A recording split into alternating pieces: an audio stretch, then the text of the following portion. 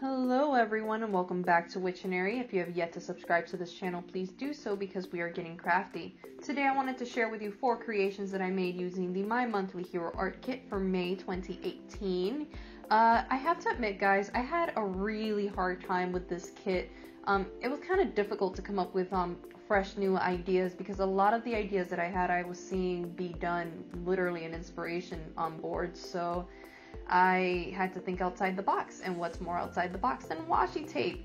To start off with my first card, I took some 80-pound cardstock, this is actually some cover cardstock, and I made strips of washi tape, 6 strips to be exact, and then I cut those strips out, and from those strips I then cut those in half to create 2 piles of 6 strips, a total of 12 little strips.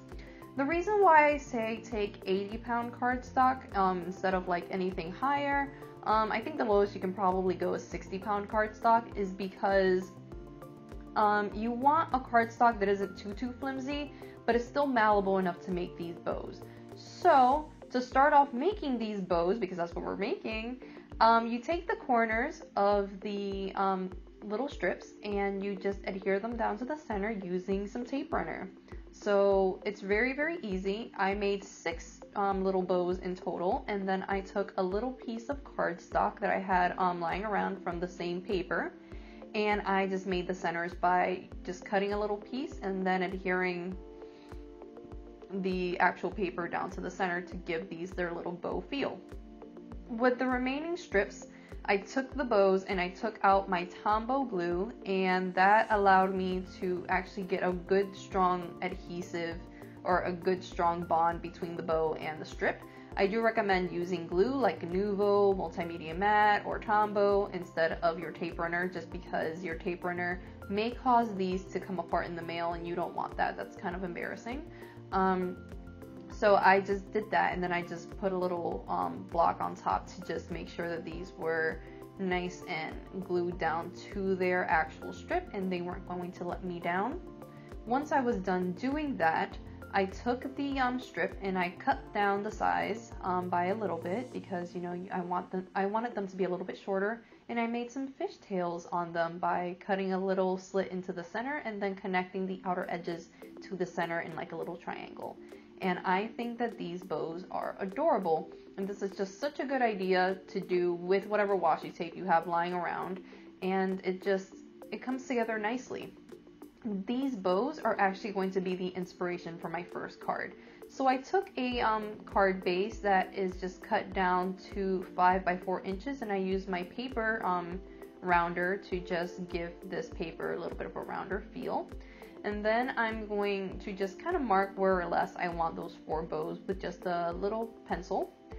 And then I'm going to take the sentiment Happy Thoughts, and I'm going to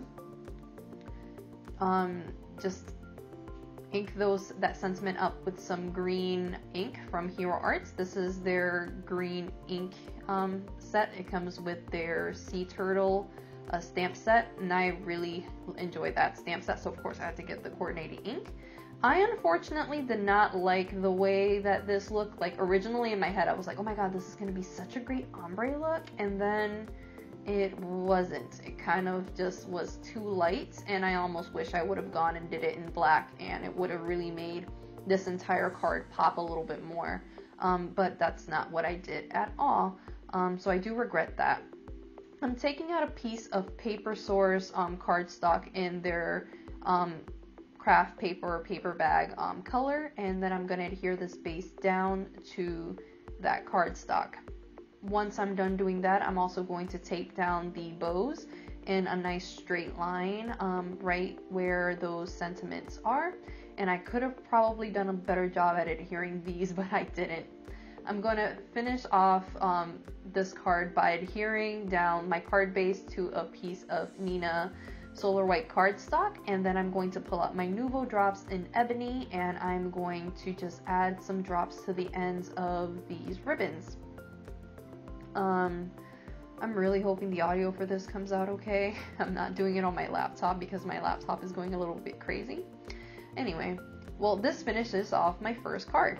For my second card, I'm going to use some Hero Arts Acetate, and I'm going to use the same technique that I used for my Galaxy alcohol ink technique video, and this is actually going to be cards 2 and 3. To start off with my first panel, I am going to take some pistachio alcohol inks, followed by Pool, then Dandelion, then Stream, and then Sunshine Yellow. I just had an idea in my head that I wanted this to be like a fairy sort of mystical, magical wood scene, and the reason why I like to do this technique on acetate is because you get to see all of that color reflected onto your card base as if your actual acetate was stained glass. And I love that look. If anything, it's like one of my favorite things ever. I'm really happy I played around with this technique enough to actually discover that, because it's literally my favorite. I wanted to make sure that with these alcohol inks, I stayed in the same family that we're going to make greens, so yellows, blues, and greens. I didn't want anything to muddy up, because as I discovered through doing this, not every technique is created equal, or not every piece of acetate is created equal. The Hero Arts acetate is amazing for making shaker cards with. It's like super sturdy. But for the technique that I made my Galaxy backgrounds with, and then this, the Hero Arts acetate has kind of like a film over it that causes the ink to kind of become like, I don't know, clumpy. I'm going to take some Snowcap alcohol ink and I'm going to spritz that onto my card base, because I wanted to create like the stardust sunshine sort of magical feel to my green, and I didn't feel like I was getting that, so I also took some alcohol and I sprinkled that on. If you watched my Galaxy technique video, you will see that we don't actually use this side of the acetate, we use the opposite side that's super smooth. So there's that. For my next card base, I am taking some Dandelion alcohol ink, and then I'm gonna take some Sunset Orange and some Butterscotch along the edges, followed by some Sunshine Yellow, some Coral, and some Wild Plum. And for this card, I wanted to kind of do something with that leaf dye that we have in the set, but I don't know what it was. Somewhere in the middle of me thinking that, I was just like, oh my god, fall, those beautiful rich orange and red leaves, wouldn't that look amazing? Yeah, I completely lost sight that we are in spring right now. Completely, I will admit that. And I just went for it fully into the fall. So this is a great fall card, but if you're doing this technique and you wanted to do like a separate season, like obviously the green panel that I just made could work for this. You could also do it in blues, you can do it in oranges and yellows, pinks, it doesn't matter. Nobody has to say what color your leaves are. I'm also going to sprinkle on some alcohol onto this panel because I wanted to give a nice feel for that. I am going to create a window card from this, so I took my card base of Neenah Solar White, and then I took my actual card base and I just decided to die cut that leaf image multiple times, and this is what it came out with. So now I have two panels. Once the alcohol ink dries, this is what it dries to, and look at how gorgeous that panel is. It's just insane. So I used my tape runner to adhere my card base, my top layer, down to the top part of this acetate sheet, and look at how gorgeous that is. It just looks like stained glass. And the best part about this is that literally when you shine light through it, or when light shines through it, the colors are reflected onto the piece that actually has whatever heart-written message you have inside. So it's just a very magical and sentimental sort of card, and I am absolutely in love with this technique. So I recommend that everyone tries it, that everyone plays with the alcohol inks and their acetate like immediately. It's so much fun. I'm taking some foam circles and I'm just going to prop up this window panel down to my card, and it's gonna have this wonderful shimmer to it. I'm also going to take just the strip that I had left over from this acetate sheet, and I'm just going to adhere it to the inside of the card. For my sentiment, I'm going to take the thank you for the beautiful moments, I think that's what it says, and I'm going to just heat emboss some Ranger Gold embossing powder to some ultra thick, ultra black cardstock from Paper Presentation, and that's going to give me that really rich gold feel. And at this point I was just like, this looks like fall, we're gonna make it fall. And maybe I'll just give this card out in the fall. If not, I'll give it to somebody who really likes the fall. To finish off this card, I wanted to tie in the black, so of course I brought out my Ebony Nuvo drops, and I just made various sizes of drops throughout all of that empty white space. And this has to be like one of my favorite cards that I think I've ever made, next to like all of my Galaxy ones, because duh, I love Galaxies. So here's that. For my third card, I'm gonna do something very similar. Same concept with the die cut leaves, but instead we're going to use that beautiful fancy die that came in this set.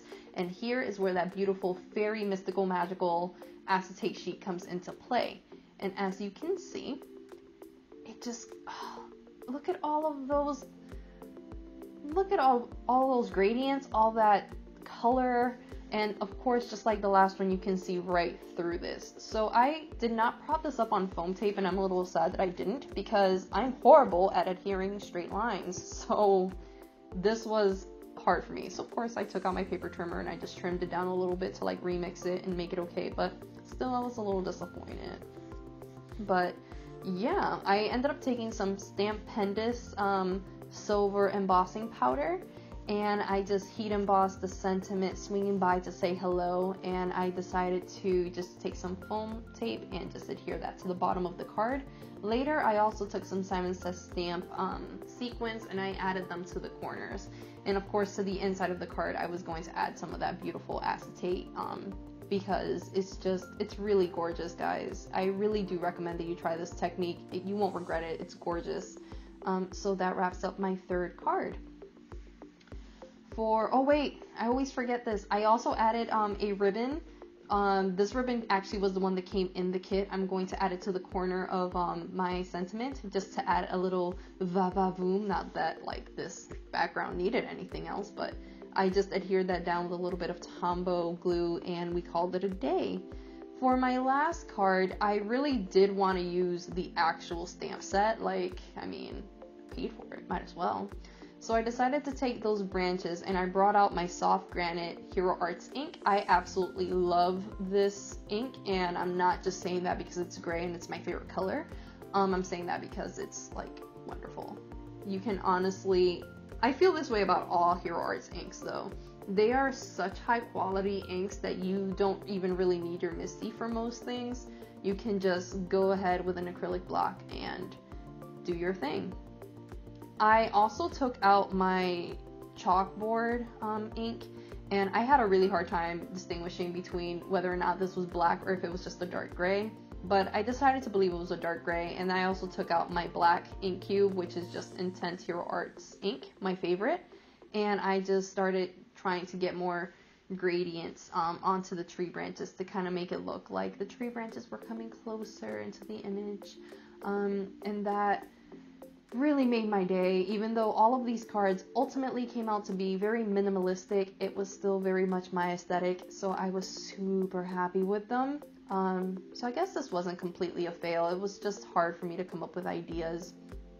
I took that beautiful grassy stamp set, or stamp, and I end up stamping it to the bottom of this card right after I, trimmed those corners, because I really love me a rounded corner, guys. I'm going to take some black ink, and I'm just going to stamp that down to the bottom. And I didn't realize that this wasn't going to go all the way through, or all the way to the side, so I got a little annoyed at that. I'm also going to take the image with that boy on the bike, and I'm going to use some chalkboard ink this time, and I'm just going to stamp that down. And as you can see, I really can't tell the difference between the black and the chalkboard. Can you? Maybe I'm just blind. I don't know. To combat that little annoyance of the grass not reaching the edge, I'm just going to trim off the edges because, scissors, who needs them? Me. I'm going to take my favorite ultra black cardstock from Paper Presentation, and again I'm going to stamp some of the one of the sentiments using Stampendous embossing powder, and I'm going to adhere my final bow that I had made earlier to this kit just to give it a little bit more va-va-voom, I'm going to take this panel and I'm going to adhere this panel down to some spruce paper that I got from Paper Source actually. And this is one of their specialty papers or specialty color. They only release this twice a year. And by twice a year, I mean like only Christmas and clearance. So I always hoard it. Once I have that, I'm just going to take some this is the Simon Says Stamp Sequins in the clear color, I believe. And I'm just going to use some multimedia matte to just adhere those down to my panel. And this, I believe, completes my entire card. I hope that you guys enjoyed watching these cards. I know they weren't a whole lot, they weren't super creative, but I hope I gave you ideas on how to use your stamp sets a lot more effectively, or your tools a lot more effectively. Thanks for watching, and until next time.